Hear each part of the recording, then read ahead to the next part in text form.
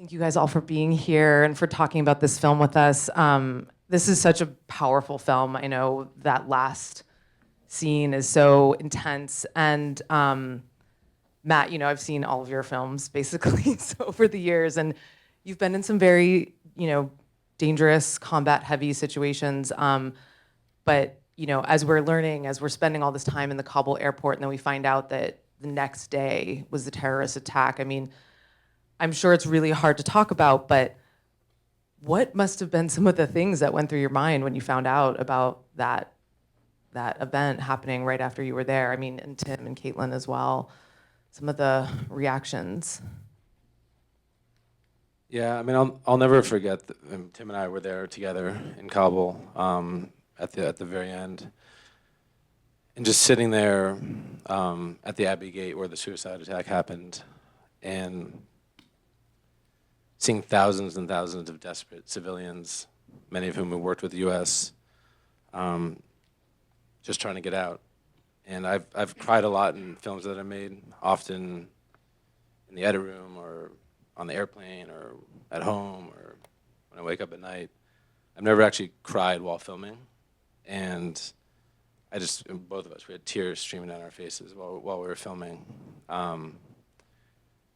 Just was a tragedy on a level that I've never ever experienced. And for everyone, I mean, even the 18-year-old Marines who are sitting there making these Sophie's Choice decisions on who to choose to come through, as the Taliban, it was just so surreal, as the Taliban was sitting on shipping crates watching us, as ISIS was in the hills watching all of us.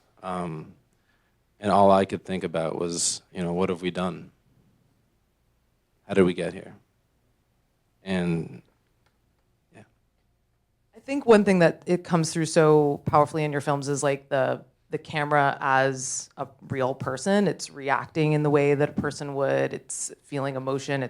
I mean, I'm sitting there watching tonight. I'm like, my heart is pounding so hard with these scenes in the helicopters at night. And I mean, you guys were there, so I would love to just talk to you a bit about like your process. And also, Tim, this is the first time you've collaborated with Matt.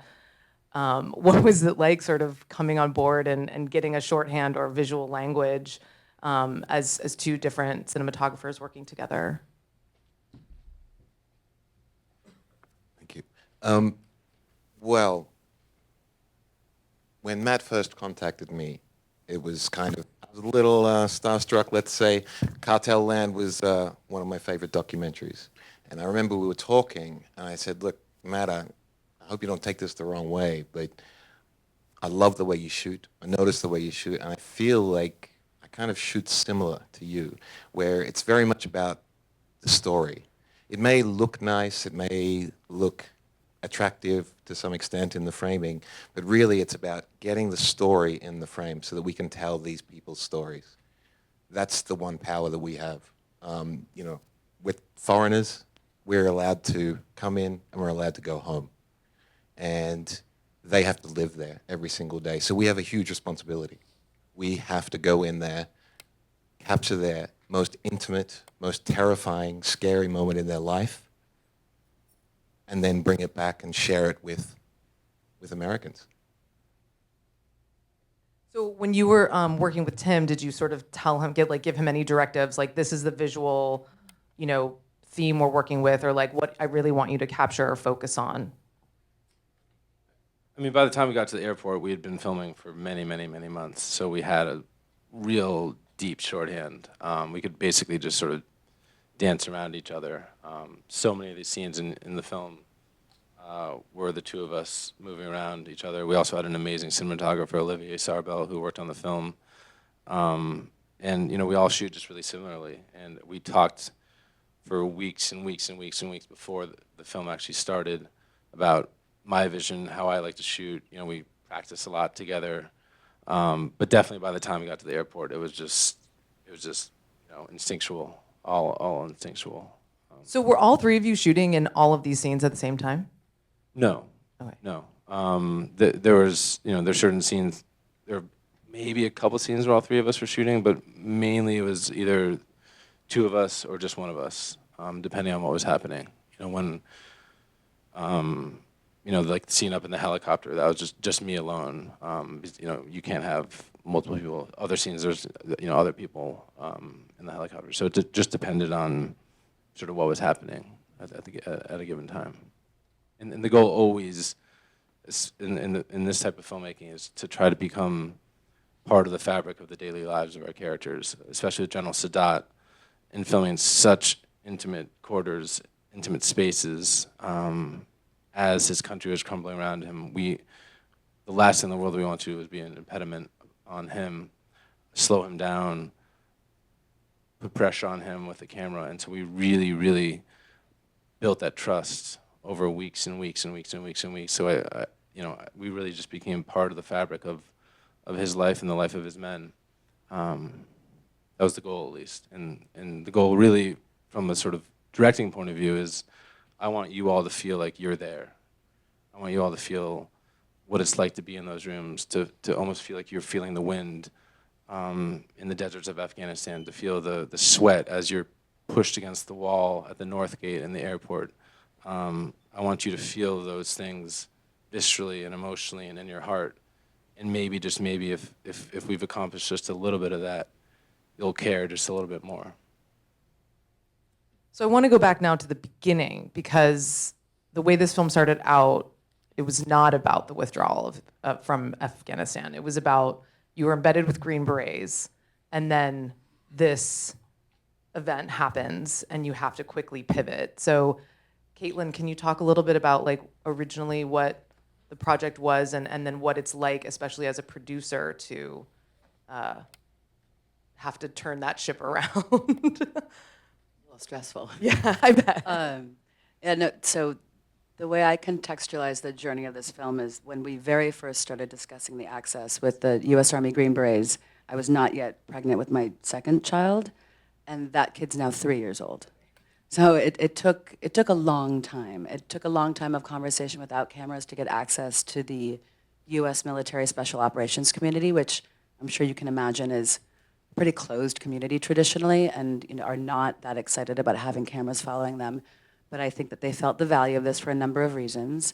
Them feeling the value of this took a lot of conversation, and it also took a lot of conversation on the part of Matt and I with them in the early days as to the fact that we really weren't intending with this film to interrogate the war, prosecute the war, ask questions about why the war was happening. Really, truly, in the style of Matt's films, we wanted to just have the opportunity to be present for what these men were experiencing on a deployment that we did not know at that time would be the last deployment. So when we sent our team to Afghanistan to initially film with the Green Berets, we thought we had this extraordinary access to this, you know, typically closed community where we can see how they were performing their duties with the partner force, the Afghans they were working with. We knew it was sort of edging on the 20-year anniversary of the war, and that was interesting to us. It was an interesting framework through which to look at their experience. But we didn't know. No one had any, I mean, you know, Trump was still president when we were conceiving of this film, and then when Biden came to office and made his decision, that decision occurred, as you see on screen, in front of our Green Berets and in front of our cameras. So, yeah, the pivot was, I think, Tim had initially met General Sadat because Tim was with that Green Beret team, and that Green Beret team that you see is obviously working with General Sadat, and was saying, this guy's a really extraordinary figure. So then Matt and I began engaging with him. He also took a little while to feel comfortable filming with us, but when the Green Berets had to leave, fairly precipitously, as you see, and we knew that the story was going to continue to unfold in a way we couldn't predict, but we knew it felt historic. Being able to continue with General Sadat afforded us that ability to have a front row seat to what would become history. Yeah, so the pivot, it was very difficult logistically, but it felt storytelling-wise like an inevitability. And just like from a sort of nerdy point of view, like, does the military access start to change when they're like, we're going into retrograde? Like, how do you get to film that? did they just like let you stay? Like, Well, I mean, this is something that we all, I think, can talk about, and both of these guys should talk about this as well. But, you know, the access it wasn't like we went to a general years ago and said, please give us access to a U.S. Army Green Beret team, and that occurred, and then that access was sort of fait accompli, and it was easy sailing from then on. That was not the case. It was a negotiation every single day. Constant negotiation. Constant negotiation of, are you okay today? What else do you have going on that we can't see or that we don't know about? How can we negotiate to stay as close to you as possible, stay as close to your daily reality as possible, whether that's beginning to retrograde or whether that's working with your Afghan partner forces or, but every day those questions had to be asked, and it depended on, you know, how did their conversation go with their wives the night before? How are they feeling personally in this long deployment they were on that, as you see, was in some ways quite frustrating, but I don't know, you guys might have more thoughts on that as well, what that daily negotiation. Oh yeah, I mean, that was a fight. I mean, they're Green Berets. They work in the shadows. They, you know, having a camera crew following around is really the opposite of what they're trained to do. So, but specifically to your question about how did they let us film Retrograde, they wanted us to film it. Mm-hmm. That's when things changed. Mm-hmm. It's 20 years. There are fathers who have their own sons who are deployed to Afghanistan.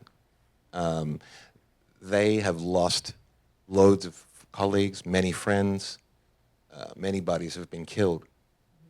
20 years of fighting, and it's a big question mark for them. Like, what happened? How are we at this point? What are we doing now? They actually wanted us to document this. Mm-hmm. It was very, very, very emotional for every American soldier. Yeah. The ones on the ground and all the hundreds of thousands of veterans who have returned from their deployments there. Mm-hmm. There was one Green Beret there who, not on my team, it was his 14th deployment. I mean, I was so surprised, like, sort of seeing some of their reactions. Like, were you ever sort of taken by surprise as to, you know, how they were reacting, or had you gotten to know them really well and you wanted to capture what they were feeling in those moments? I guess it's just like a representation of Green Berets that you don't really see in media, if that makes sense. Well, one thing I can say, I think that, you know, Green Berets in particular, one thing that was interesting to us was differentiating. They're not Navy SEALs, and there's a lot of representation of Navy SEALs in U.S. media. So, you know, guys who drop it in the middle of the night from off a helicopter and, you know, perform a kill capture mission. That happens. That's been depicted. Green Berets are this particular sect within the U.S. Special Operations community that's really, they can also perform that sort of mission, but their real primary purpose is to partner with a foreign force and try to bolster that foreign force. So, as Tim says, some of these guys had spent their entire adult lives going in and out of Afghanistan fighting with the Afghan army in some capacity. Some of them, you know, had, you know, one guy had 14 deployments. Others of them had been, you know, to this base that we were at. That was an enormous base 10 years ago. You know, it was like a small city in the desert.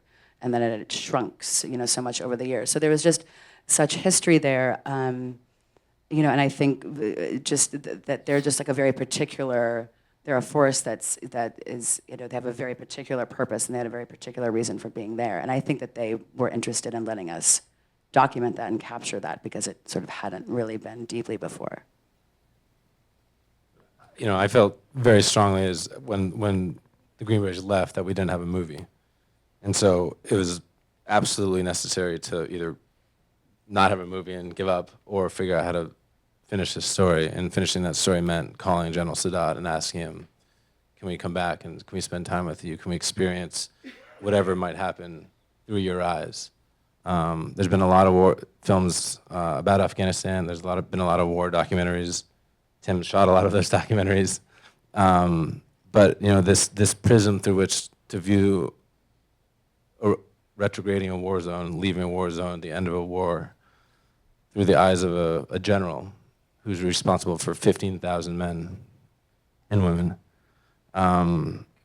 was a pretty unique prism through which to try to see this story. And then that prism, the aperture of that obviously opened up even further in the third act of the film when, you know, everything fell apart and the Taliban took over, and it was really important to me and to us to open up the aperture to see how this was affecting civilians. And by the end of the film, we'd actually really been able to see all the different players: U.S. military, Afghan military, civilians, and then the Taliban meeting that we stumbled into. Just, about sort of like the storytelling from both an edit perspective and a camera perspective, I was struck so much by the use faces in storytelling, and that you're not really telling us this is this political message or this is what we should feel about this, but you're just using the faces of Sadat and the Green Berets and then the people on the ground. And I mean, I was just so struck by that because it's bringing us into the humanity and the humanitarian crisis of the situation. And so was that something that you were focusing on very much specifically in shooting and then also in the edit? Yeah, I mean, we talked a lot about, I love holding on shots for like an uncomfortable amount of time. And the goal always is to, every cinematographer's goal is to have a 3-minute one take, and not allow the editor to ever make a cut. But yeah, the motif of holding on faces was something that was very much thought about in the field while shooting, but absolutely thought about in the edit room. It became a motif, sort of an emotional motif that starts really as the Green Berets emote over the retrograding, over the Biden's announcement, and carries all the way to the end with the final shot of that young woman staring through the fence. And I think each of these faces obviously represents something different, but in a sense, it's us trying to allow you to think about, what if that was you? What if that was your brother or your sister or your mother or your cousin? Because these conflicts can feel so distant. We sit here in the luxury of, are we in Hollywood? Where are we? Yeah-ish, yeah. Hollywood, wherever we are, we're in LA. Are we? But we're so fortunate to be living where we're living, to have the freedoms that we have. And the new conflict du jour is Ukraine. Afghanistan is in sort of the far recesses of our memory. And so I really, really hope that this film can help create a dialogue again about Afghanistan, but also about foreign policy, about how we engage with the rest of the world, and how we leave these countries behind. Afghanistan is worse off than it was 20 years ago. And women can't walk outside without their faces covered. Girls can't go to school. So it's a tragedy, and I think that I just hope, among many things, that this film starts dialogue again about the way we interact with the rest of the world. That shot of the young woman at the end is so striking to me because I felt like it was like the first time we saw a woman in this movie, like uncovered. And did you always sort of know, like, we're gonna end on something like this, or was that something that you landed on in various edits? I mean, it's a strange kind of last 5 minutes of a movie because there's no dialogue, and it's just images with music. That was a late night reactionary thing that I cut after having a horrible feedback screening, and just wanted to change the tenor of what we left the audience feeling. So she was earlier in the film, about 15 minutes earlier, and decided to sort of reorchestrate the ending to be sort of leading up to that moment. I remember when he sent me that moment and said, it was literally like in the middle of the night, like, okay, I redid this. And that, obviously, that image is so iconic. That way we all, the second they brought that back from the field and we were looking at it, it's so iconic, and it says so much, and it leaves you with questions and it leaves you a lot of emotion. So I think the move, once you did it, it actually felt really natural that it would land where it did. But yeah, we had it earlier for a long time. Well, we are going to move on to audience questions. If you all have some questions, and I will just make the request, if you have a comment, please save it for after. Questions only. Comments over wine. Questions now. Yes, in the back. So the last day at the airport,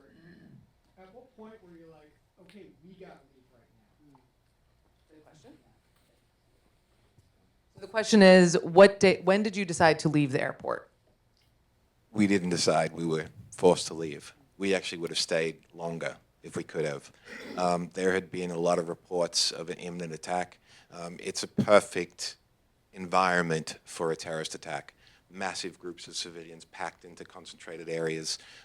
You've probably seen it on the news, bombs going off in Iraq in marketplaces or in hospitals and things like this. It was just a question of time. And there was a lot of intel floating around, which luckily we sort of were privy to thanks to our contacts. And it came to a point where it didn't happen that day, it didn't happen the next day. And then one day the US military just said, you got to go now. And they put us on a plane and sent us out. But we would have definitely stayed.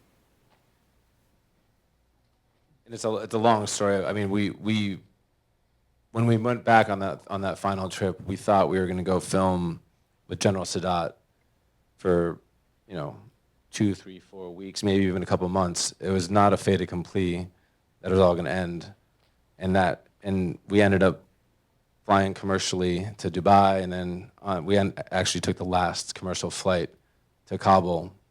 And as the plane went to land, the pilot got on the intercom and said, "There's a plane on the tarmac, so we're gonna have to circle for a little bit." And we all got on we're so low that we could actually get cell service. And we found out that the Taliban had taken over Kabul and that plane was the president fleeing. So then we spent the next 3 or 4 days, every single minute of every single day of every single night, trying to figure out how to sneak back in the country. So when we eventually got back in, we filmed some at the airport, then we left the airport and went out into the city, filmed for a couple of days, and then came back to inside the airport for the final couple of days of shooting. Yes, right here in front. How many hours total footage did you have from start to finish to bring it down to 96 minutes? And please talk about your process as to what you decided would go in and so much that would make it in. So the question is about the hours and the process of cutting it down to 96 minutes. I think we had something like 1,300 or 1,400 hours. A lot of brutal decisions. I mean, the film easily could have been 2, 3, 4 hours, and decently compelling 2 or 3, 4 hours. But the films that I like to watch and the films that I like to make, that we like to make, are character-driven films. And so, creating that narrative arc with General Sadat, first seeding that with his relationship with the Green Berets, and then obviously when the rug is pulled out and he's left alone, as the second act begins. The film sort of ended up having this very sort of natural, sort of classic structure. It took a long time actually to find that, but it probably seems quite obvious here. But it took a while for us to find that. Yes, right back here. You stumbled into the speech of when the Taliban were there, and I'd like to hear about that because that's pretty extraordinary. You're Americans and you're shooting cameras. Australian still.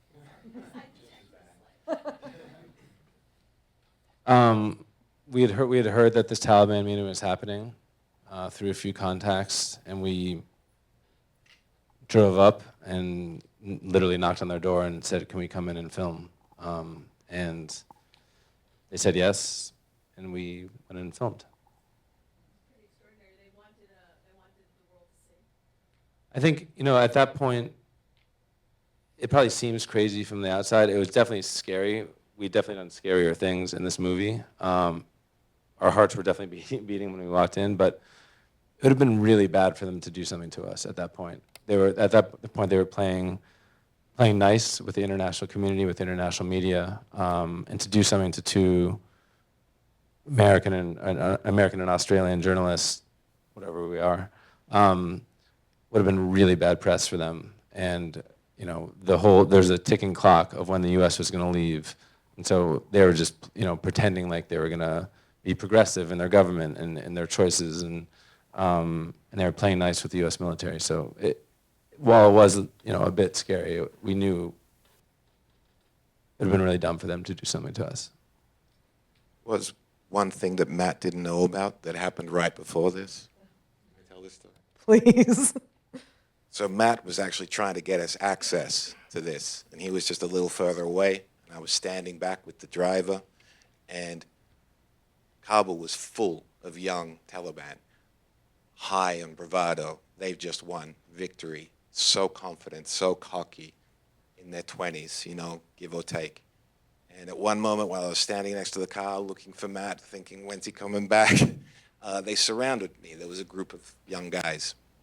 And one of them asked me, so where are you from? I said, I'm from Australia. He said, I'm from Jalalabad.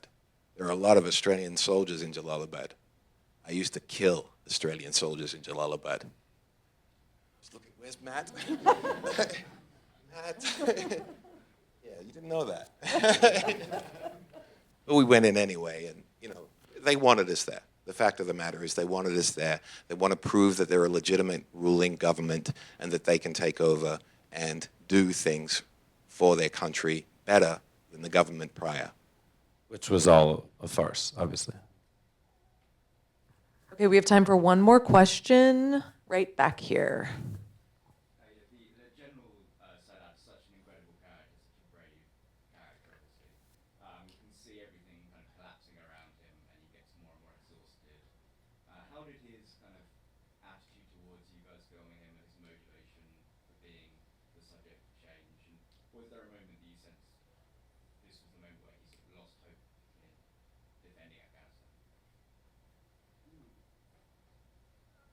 To me, I hope the film is saying hundreds of different things. But in terms of General Sadat, I also hope it's saying many different things. But I think one of the things that's amazing about him as a subject, is that every neon sign was saying, stop, give up, this is over. And he had this blind faith that maybe, just maybe, if he held on to Lashkar or Helmand, that they could beat back the Taliban. And he was unwavering in that belief all the way to the end. I mean, obviously there's this scene with the head of police in Lashkar challenging him, telling him, you have to pay attention, like, we don't have planes, we don't have resources, the shops are closing, and Sammy got mad and said, I bit my lip. Why are you telling me these things? I think, especially Tim and I, having spent so much time with him, had enormous respect that he had really allowed us to stay through all those really difficult moments. I mean, his country was literally crumbling around him, and he still allowed us to be there at every second along the way. I mean, we were filming when he woke up in the morning to when he was brushing his teeth and went to bed at night. I think the hardest thing, and I don't know if you agree or disagree, but I think one of the hardest things was when we met him in London. He was really struggling. And I really was trying to get him to talk about what he was feeling. And he sort of refused. And so there's a fair amount of tension between us in those final days. Not like combative tension, just me trying to get him to speak about it, and him sort of really not wanting to. And his face, again, going back to faces, his face ended up saying everything that his mouth could have said. You go. You go. I was just going to say that for Sami, failure is not an option. And for him to demonstrate any weakness whatsoever is a failure of leadership. And so he would never even, I can't even imagine it even crossed his mind that he could lose Helmand and that Afghanistan could fall to the Taliban. It's just, and he personified that mentality, because he knew that he had to, if he wanted anyone to follow him and anyone to go into battle for him. And so I think when he was forced to leave, it must have been shattering to who he is as a leader. as a person. And we were just this morning in Zurich at the Zurich Film Festival. Sorry for a bit tired. And he wasn't able to come to the premiere at Telluride, but he was able to come to Zurich. And it was the first time saw the film with an audience. We showed him the film previously, but he had never seen it with an audience in a big theater. And that was, I think, the first time I'd ever seen him really admit how emotional he was. I mean, he could barely sort of speak during the Q&A. And yeah.